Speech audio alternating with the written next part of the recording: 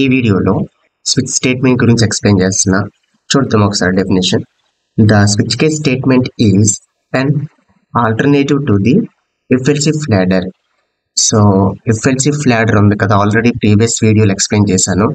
So if else if ladder alternative అండి. Okay, switch cases already మనం discussion చేస్తాం. If else if ladder సంబంధించిన video ఎవరైనా చూడకపోతే నా ఛానల్ ఉంటుంది, అది ఒకసారి చూడండి. Okay, so that can be used to execute the conditional code based on the value of variable specified in the switch case statement.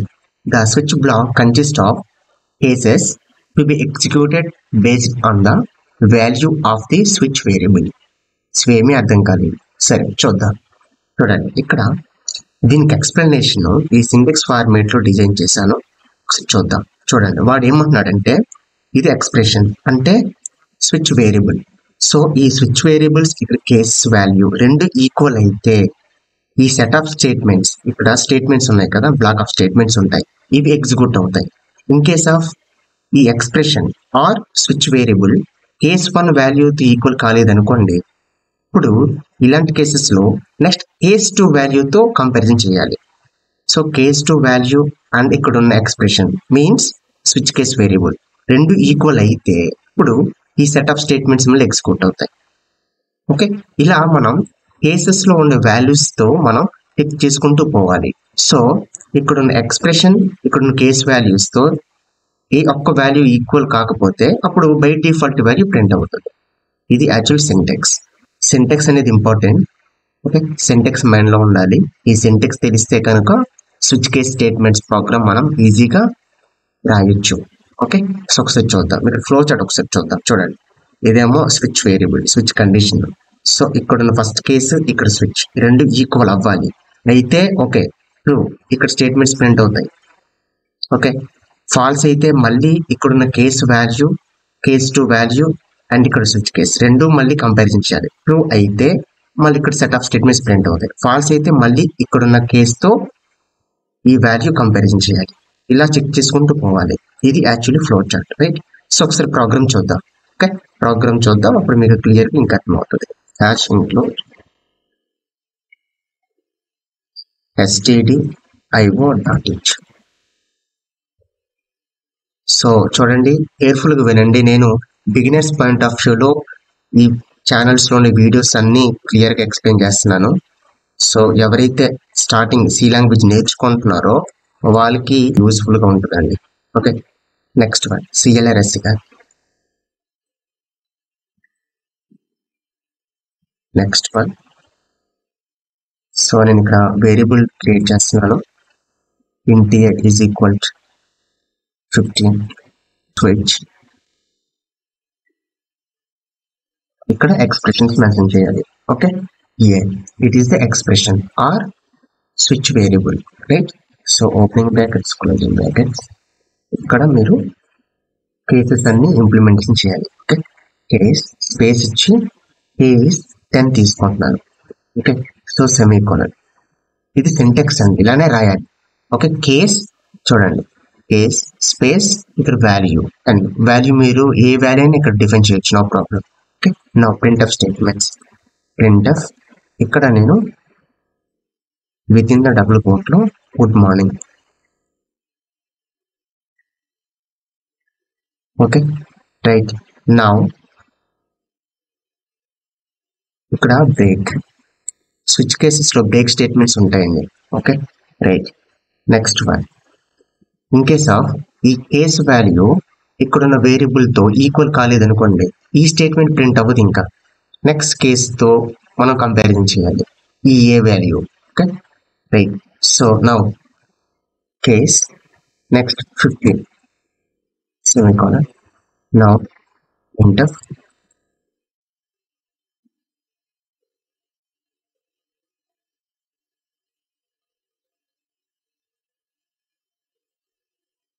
good afternoon. Next again break.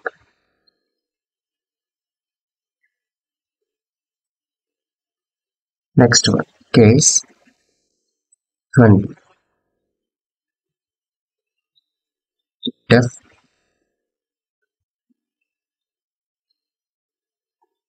within double quote లో good evening.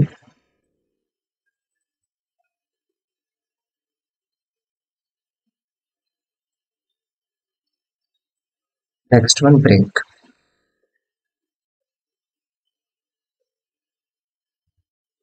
Next by default statements ఉంటుంది అందులో.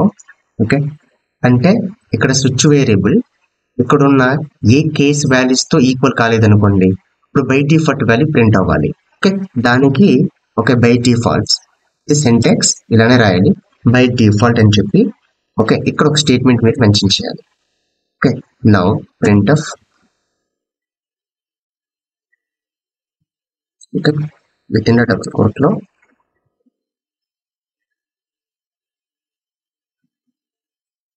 ఇక్కడ మీరు మీకు నచ్చిన statements మీరు mention చేయొచ్చు. Okay right. So for example నేను హలో అని ఇస్తాను. ఓకే, లేదా invalid number. Okay, invalid number right. ఇదండి యాక్చువల్లీ ఇక్కడ మళ్ళీ అగైన్ బ్రేక్ స్టేట్మెంట్ మెన్షన్ చేయాలి లాస్ట్లో.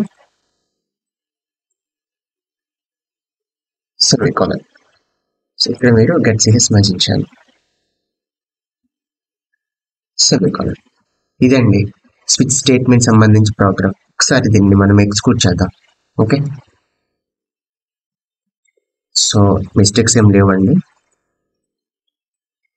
చూడండి, good afternoon output result will be display right. So good afternoon అని ఎందుకు వచ్చింది ఇక్కడ అంటే, చూడండి ఇన్పుట్ స్టేట్మెంట్ 15 తీసుకున్నా, ఇది స్విచ్ వేరియబుల్ అండి. ఈ వేరియబుల్ కేస్ 2లో ఉండే ఈ వాల్యూ ఏదైతే ఉందో 15 దీంతో ఈక్వల్గా అయింది కనుక ఈ స్టేట్మెంట్ ప్రింట్ అయింది. ఇన్కేస్ ఆఫ్ ఇక్కడ 10 తీసుకుంటే, చూడండి ఇక్కడ 10 తీసుకుంటే కనుక ఓకే ఇప్పుడు ఈ వాల్యూ ఏదైతే ఉందో switch value case 1 value equal అవుతుంది కదా.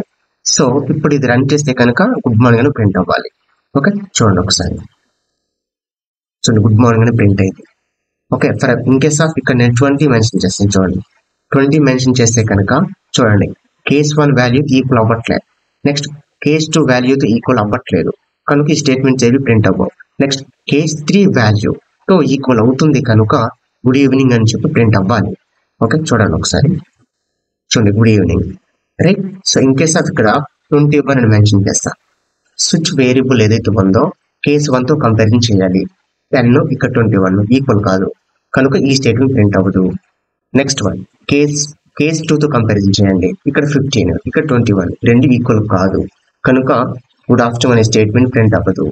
నెక్స్ట్ అగైన్ కేస్ 3 చెక్ చేయండి, ఓకే ఇక్కడ 20 ఇక్కడ 21 రెండు ఈక్వల్ కావు కనుక సో గుడ్ ఈవినింగ్ అనే స్టేట్మెంట్ ప్రింట్ అవ్వదు.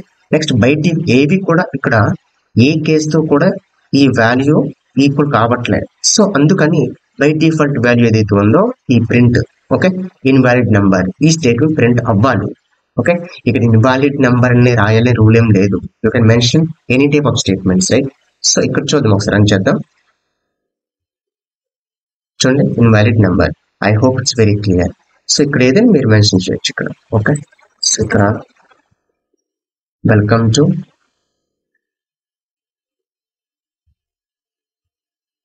Programming Guru for you.